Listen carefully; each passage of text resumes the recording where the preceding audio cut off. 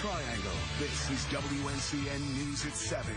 Distracted driving. It's an unfortunate reality we deal with every day on our roads. From the smallest vehicles to the big rigs, every driver is capable of becoming distracted. Yeah, but as WNCN's Mike Lamia explains, a new program could help crack down on distracted driving in a big way.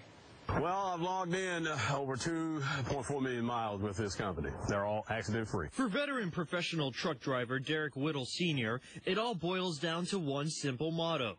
Safety first, and no excuses. You could say he's the perfect example of when the driver respects the road. The way I've learned how to do it, you stick to your basic skills.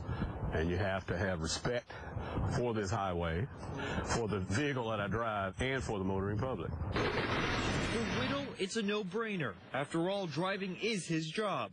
But that isn't always the case with other drivers on the road.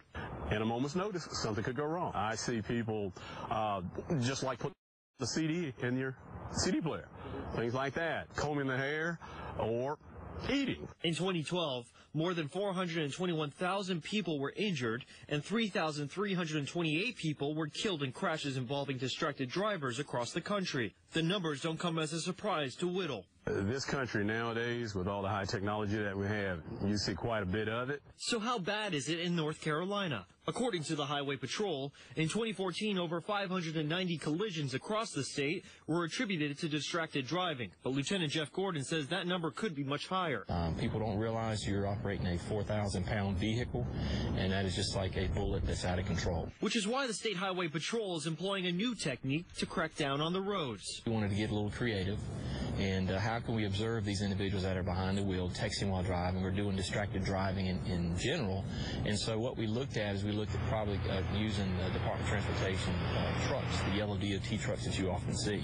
People really don't think twice about thinking there's a law enforcement officer in those vehicles. The program originally began in DOT work zones. It became so successful, the Highway Patrol decided to expand it. It's a very successful program. It's a program that we're looking at possibly implementing across the state, and we're going to look at that and hopefully, deter people from texting while driving. In just a matter of 4.6 seconds from the time you take your eyes off the road and fixate them on your phone, at just an average speed of 55 miles per hour, you can travel the length of a football field in just under 5 seconds. Imagine yourself to get behind the wheel of a vehicle, put a blindfold on yourself, and then drive a vehicle down a roadway for the length of a football field.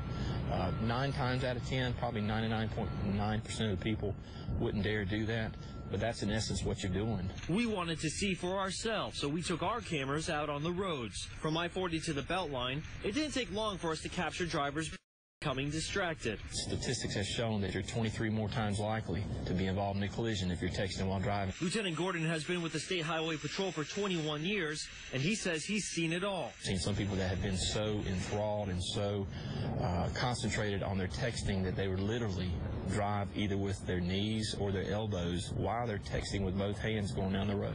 It's a growing problem that puts everyone at risk on the roads. It's not just a job, it's an adventure to me. An adventure better served with 2 hands on the wheel and both eyes on the road. Each day that I'm out here on the road, you never take it for granted, because at any given moment, something could happen. Mike Lamia, WNCN News. The State Highway Patrol says a program launched last December and was very successful. Troopers hope to start stricter distracted driving enforcement